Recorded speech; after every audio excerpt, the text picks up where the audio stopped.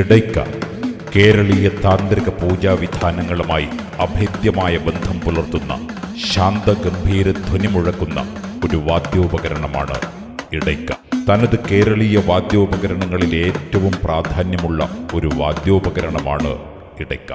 മറ്റനേകം വാദ്യോപകരണങ്ങൾക്കിടയിൽ സപ്തസ്വരങ്ങൾ വായിക്കാൻ കഴിയുന്നതും ഒരു ക്ഷേത്രവാദ്യം എന്നതിനുപരി കീർത്തനങ്ങൾ വായിക്കാനും സോപാന സംഗീതത്തിലും മോഹിനിയാട്ടത്തിലും കഥകളിയിലും ഓട്ടൻ തുള്ളലിലും മറ്റും പക്കവാദ്യമായും ഇടയ്ക്ക ഉപയോഗിക്കുന്നു. ക്ഷേത്രസോപാനത്തിന് മുകളിൽ ശ്രീകോവിലിൻ്റെ കഴുക്കോലിൽ തൂങ്ങി നിൽക്കുന്ന ഇടയ്ക്ക വാദ്യോപകരണങ്ങളിൽ ഏറ്റവും സൗന്ദര്യമുള്ളതാണ്.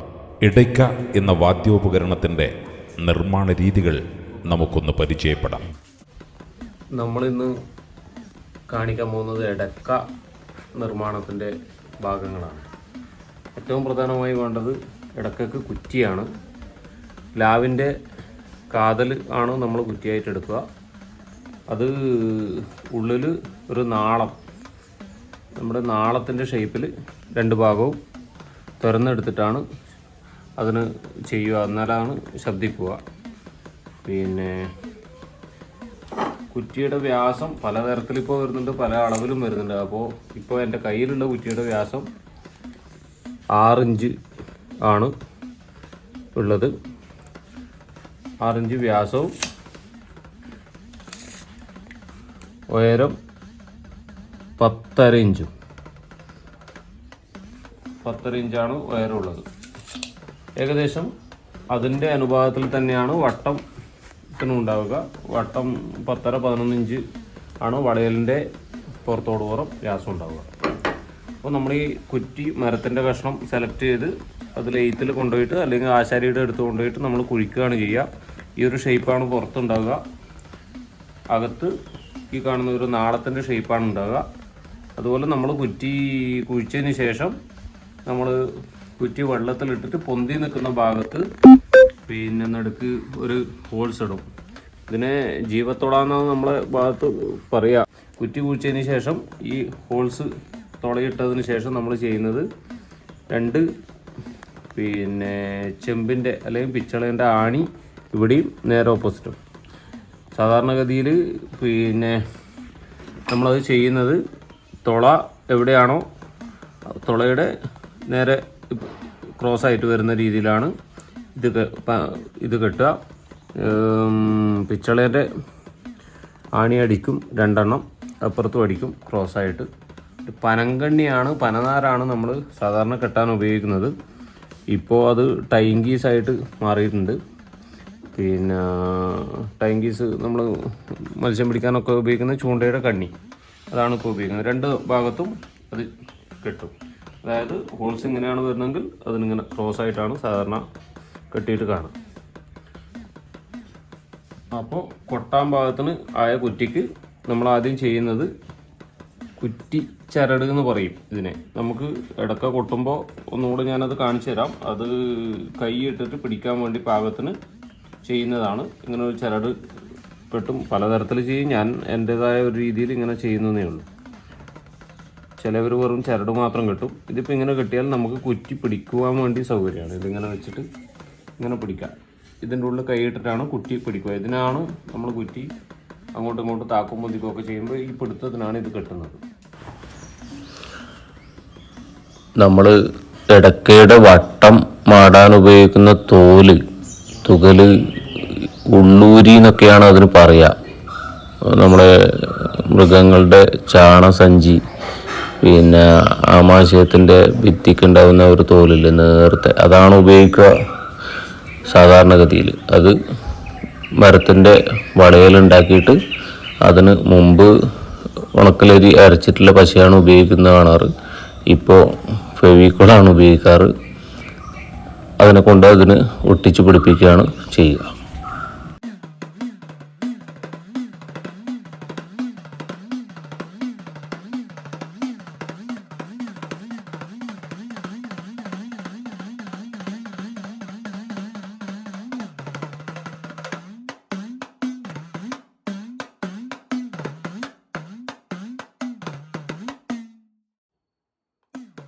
നമ്മൾ ഓൾറെഡി വട്ടം 2 മാടി കഴിഞ്ഞു. അപ്പോൾ ഒരു വട്ടത്തിന് 6 തുളയാണ് ഒരു വട്ടത്തിന് ഉണ്ടാവുക. അതുപോലെ 2 സൈഡിലും 2 വട്ടം വെച്ചിട്ടാണ് ഇതിനെ നമ്മൾ യോജിപ്പിക്കുന്നത്. 2 വട്ടങ്ങൾ തമ്മിൽ യോജിപ്പിക്കുന്നത് ഈ ചരട് കൊണ്ടാണ്. ഇത് 4.5 മുതൽ 5 മാറ് വരെയാണ് പിന്നെ ഇതിൻ്റെ നീളം വേണ്ടത്. ഇത് നൂല് പിരിച്ചിട്ട് ഈ സൈസിൽ ഉണ്ടാക്കിയെടുക്കുന്നതാണ്. അതിൻ്റെ തറ്റത്ത് നമ്മളൊരു പൊടിപ്പും കൂടെ കാണാൻ ഭംഗിക്ക് വേണ്ടിയിട്ട് വെക്കും. ഇത് വെച്ചിട്ടാണ് നമ്മൾ ഈ വട്ടങ്ങളെ യോജിപ്പിക്കുന്നത്. നമ്മൾ കൊട്ടാൻ ഉദ്ദേശിക്കുന്ന വട്ടത്തിനാണ് ആദ്യം നമ്മൾ ഈ കെട്ടുകുറ്റി കെട്ടുന്നത്. കെട്ടുകുറ്റി കെട്ടിയതിന് ശേഷം ആ വട്ടം അടിയിൽ വെക്കും. ഇങ്ങനെയാണ് വെക്കുക. ഇങ്ങനെ വെച്ചതിന് ശേഷം നമ്മൾ കുറ്റി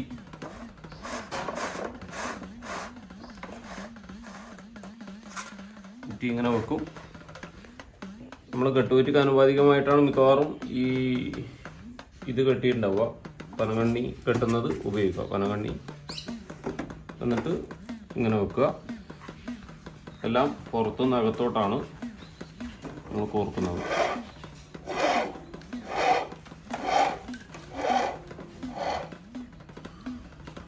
പിന്നെ ഈ കെട്ടാണൊന്ന് ശ്രദ്ധിക്കേണ്ടത്. ഇത് പവിത്ര കെട്ടാണ്. സാധാരണ പവിത്ര കെട്ട ആണ് സങ്കല്പം, അങ്ങനെയാണ് പറയുക. അപ്പോൾ നമ്മൾ കെട്ടിക്കഴിയുമ്പോൾ ഇത് പവിത്ര കെട്ട് ആയിട്ട് തന്നെ കാണിക്കും.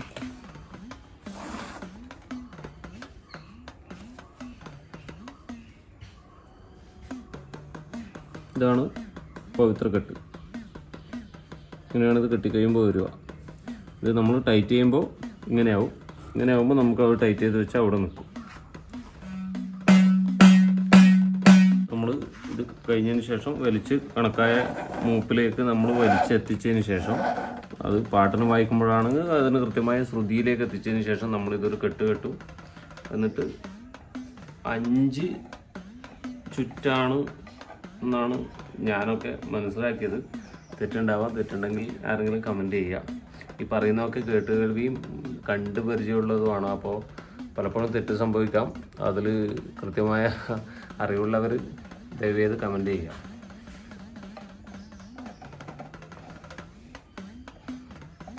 അഞ്ച് ചുറ്റാണ് എന്നാണ് ഞാൻ മനസ്സിലാക്കിയത്.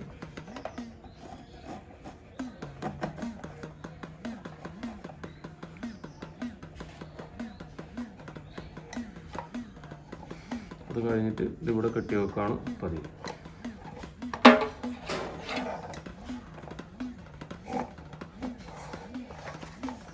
ഒരു ഘട്ടം പൂർത്തിയായി. നമ്മളിപ്പോൾ ചെയ്തതിൻ്റെ ഒരു ഘട്ടം പൂർത്തിയായി.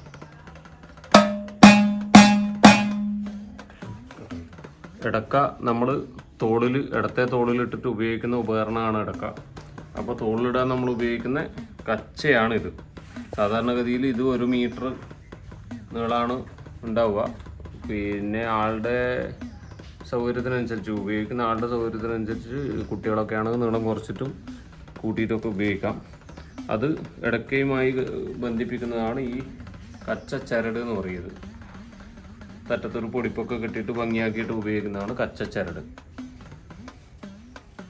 ഇത് കച്ചയൊക്കെ ഇടക്കയിൽ കെട്ടുന്നതിനും പല നാട്ടാചാരങ്ങളെന്നൊക്കെ പറഞ്ഞ പോലെ പല സ്ഥലത്തും പല ആളുകൾ പലതരത്തിൽ ചെയ്യുന്ന കാണാറുണ്ട്. നമ്മളിവിടെ ചെയ്യുന്നത് ഞാൻ കാണിച്ചു തരാം. ഇതിലൂടെ ചരടിട്ടിട്ട് ചിലവർ ഇതിന് രണ്ടും കണിക്കില്ല, ചിലവർ ഇത് ഒഴിവാക്കിയിട്ട് ഇതിന് മാത്രം കുടുക്കിയിട്ടൊക്കെ ചെയ്യുക. അത് ഒരാളുടെ ഇഷ്ടമാണ്. ഞാൻ ചെയ്യാറ് ഇങ്ങനെയാണ്. ഓക്കെ,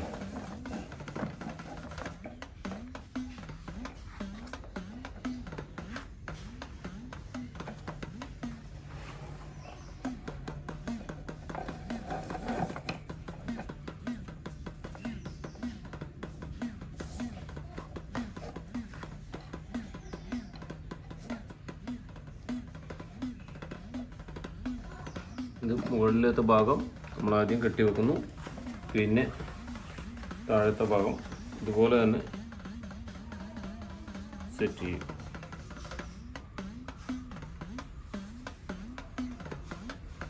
താഴത്തെ ഭാഗം നമ്മൾ ഇങ്ങനെയാണ് ചെയ്യുക. ഈ 2 എണ്ണത്തിനാണ് ആദ്യം വരിക.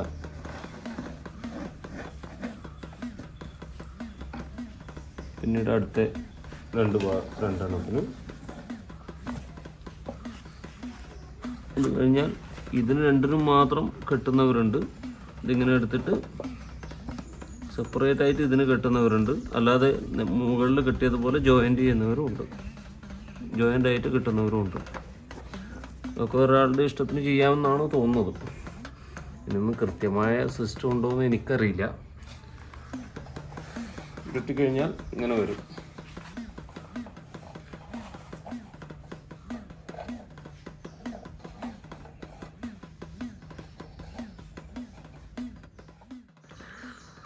അതുപോലെ ഇടയ്ക്കയുടെ പൊടിപ്പ് അഥവാ ഇടയ്ക്കയ്ക്ക് ഞെലുന്ന നൂലുണ്ടകൾ നിർമ്മിക്കുന്നത് വൂളൻ നൂല് ഉപയോഗിച്ചിട്ടാണ്. വൂളൻ നൂല് മാർക്കറ്റിൽ മേടിക്കാൻ കിട്ടും. അത് വെച്ച് നമ്മുടെ മനസ്സിൽ തോന്നുന്ന പോലെ ഡിസൈൻ ചെയ്ത് കെട്ടി ടൈറ്റായിട്ട് കെട്ടിയതിന് ശേഷം രണ്ട് സൈഡിൽ നിന്ന് മുറിച്ച് കളഞ്ഞ് റൗണ്ട് ചെയ്യുകയാണ് ചെയ്യുക. നല്ല ഉണ്ട പരുവത്തിൽ ആക്കിയിട്ട് എടുക്കുക ചെയ്യുക. അങ്ങനെ 64 നൂലുണ്ടകൾ ഒരിടയ്ക്കൊക്കെ വേണ്ടിയിട്ട് ഉണ്ടാക്കേണ്ടതുണ്ട്. അത് 8 വീതമുള്ള കൊലകളായി കെട്ടിയിട്ട് ഒരു ജീവകൊലിൻ്റെ 2 ഭാഗത്തും തൂക്കും.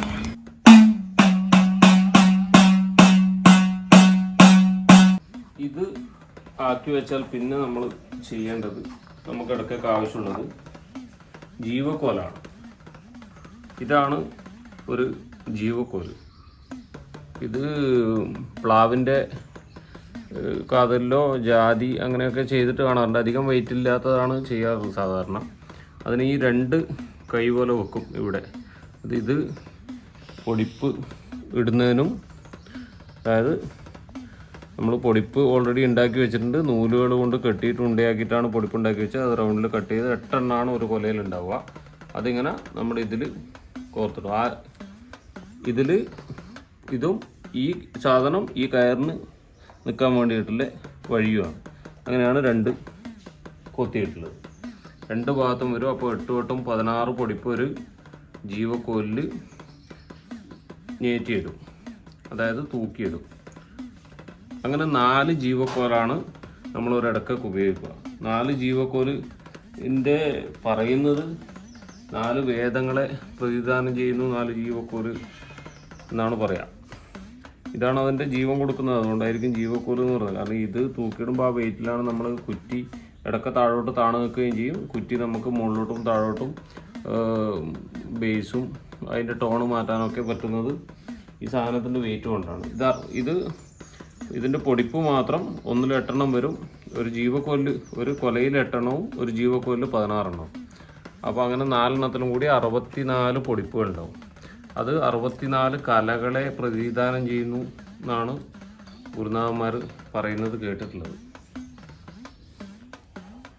അതുപോലെ ഒരു ഇടക്കവട്ടത്തിന് 6 തുളകളാണ് ഉണ്ടാവുക. ഇത് 6 ശാസ്ത്രങ്ങളെ പ്രതിദാനം ചെയ്യുന്നതായിട്ടാണ് കാണിക്കുക. 6 ശാസ്ത്രങ്ങളും പിന്നെ ഇപ്പുറത്തും അതുപോലെ. എന്നിട്ട് അതിനെ നമ്മൾ ചരട് കൊണ്ട് ബന്ധിപ്പിക്കുകയാണ് ചെയ്യുക. അപ്പോൾ ഇത് നമ്മൾ ഇതിന് വെക്കുകയാണ്. ഇങ്ങനെയാണ് ഇത് ചെയ്യുക. ഇത് കുടുങ്ങി നിൽക്കാനാണ് ഇത് കൊത്തിയിട്ടുള്ളത്. ഇത് നമുക്ക് അധികം മൂപ്പ് വേണ്ടെങ്കിൽ ഇങ്ങനെ വെക്കാം. കുറച്ചും കൂടെ മൂപ്പ് വേണമെന്നുണ്ടെങ്കിൽ അല്ലെങ്കിൽ ഹൈയിൽ വേണമെങ്കിലുണ്ട് ഇങ്ങനെ വെക്കാം.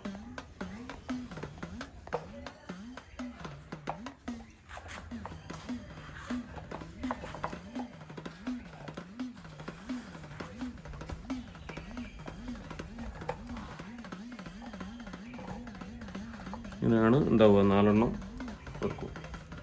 പിന്നീട് നമുക്ക് വേണ്ടത് ഇതിനൊരു കോലാണ്. നമുക്ക് ഇടയ്ക്ക് വായിക്കാൻ ഉപയോഗിക്കുന്ന കോല്. ഇത് പതിമുഖം അഥവാ ചപ്പങ്ങ എന്നൊക്കെ പറയുന്ന മരത്തിൻ്റെ കമ്പാണ്. നമ്മൾ വളച്ചിട്ട് എടുക്കും. കുറച്ച് നല്ലോണം വളക്കും. കാരണം ഈ തല കൊണ്ടുകഴിഞ്ഞാൽ ഇടയ്ക്ക വട്ടം കയറിപ്പോയി. ഇത് വളരെ സോഫ്റ്റാണ് ഈ ഇടക്കവട്ടം.